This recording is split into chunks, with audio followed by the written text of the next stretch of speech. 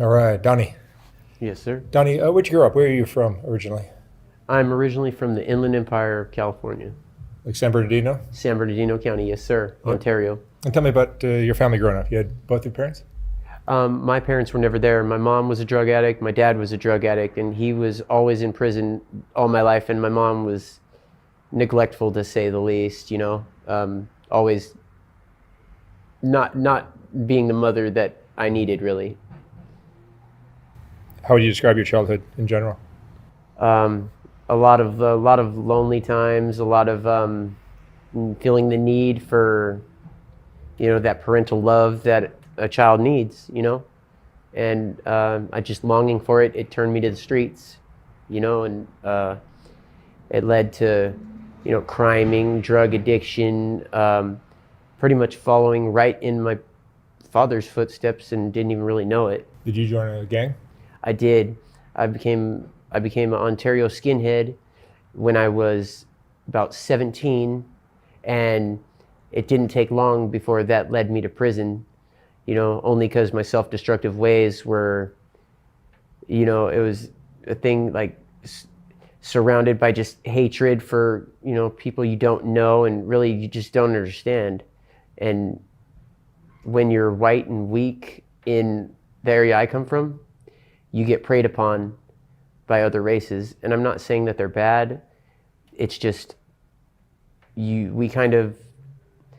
needed camaraderie, and I guess that's what I was really, really looking for, and that's what I found in San Bernardino County with my comrades. I regret a lot of life choices, like prison. It led me to a police chase in 2010. I led police on a pursuit, and it ended in Ontario with me crashing into a civilian car. And it left me in critical condition, and I hurt the people that I hit really bad. And I was sentenced to 8 years and 4 months in prison for this.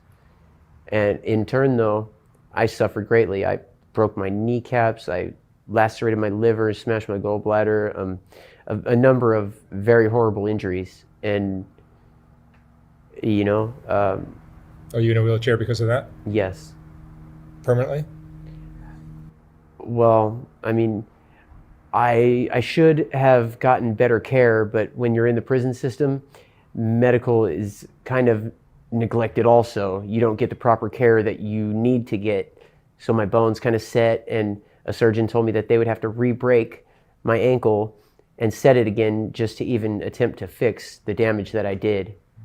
And with my drug addiction on top of that, needless to say, I haven't been handling, my business like I should have. What is your drug? My drug of choice is fentanyl to this day. But before that, I struggled with heroin for 15 years. And before that, from 13, I tried crystal meth, ultimately led to heroin at 22, all the way through my 20s to 33 now, and currently it's fentanyl that I'm struggling with today. Wow. And what happened to the people that you hit in that accident? They suffered some serious injuries, broke their shoulder because I T-boned the car, broke their shoulder, and 3 fingers were broken, one so severely that it had to be surgically taken off. And I felt horrible about that. I never ever wanted to hurt a civilian. I wasn't really trying to hurt anybody, but due to my poor choices and just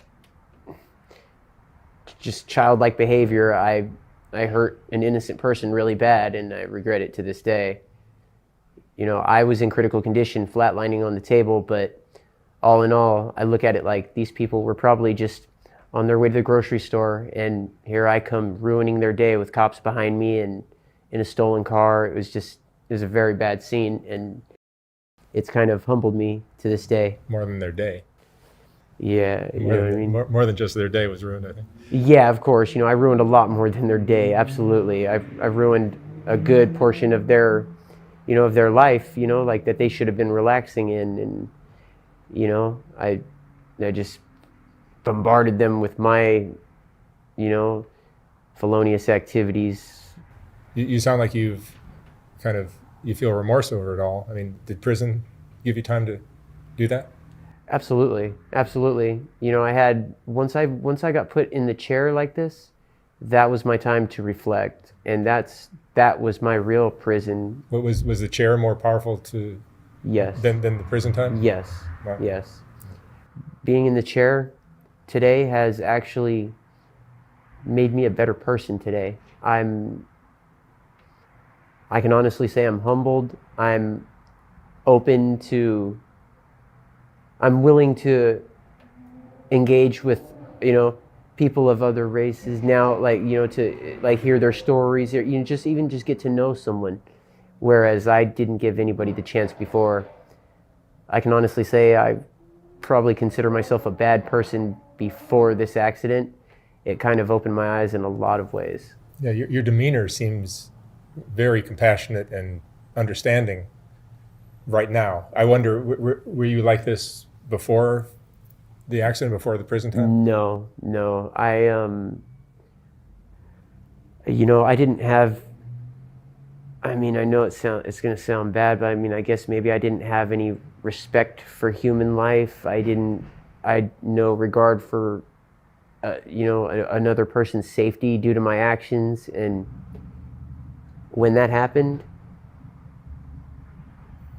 I woke up in the hospital and oh my God, I couldn't even explain to you how that felt. It felt like being hit by a train, and I couldn't roll over under my own power. The nurses had to come roll me over. My legs were broken so severely, I didn't even know if I was paralyzed yet.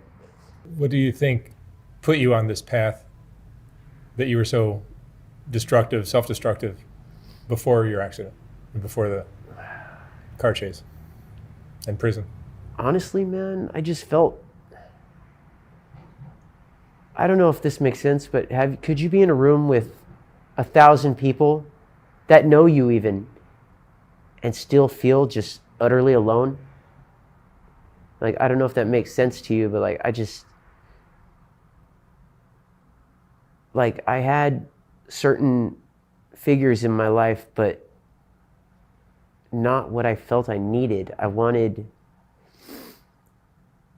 don't know, I guess I wanted a mom and dad. I wanted the things that, like, I seen other kids have when I was in school, or, you know, their parents come to these things, like, you know, school events. You see on TV, loving families and all these things. And when you come from a broken home, I mean, that's one of the first things that get neglected, is the love and affection that a child ultimately needs, you know? Like, and I guess I see it now that a person's gonna find it if you're not getting your love at home. Eventually it's gonna move out to the street,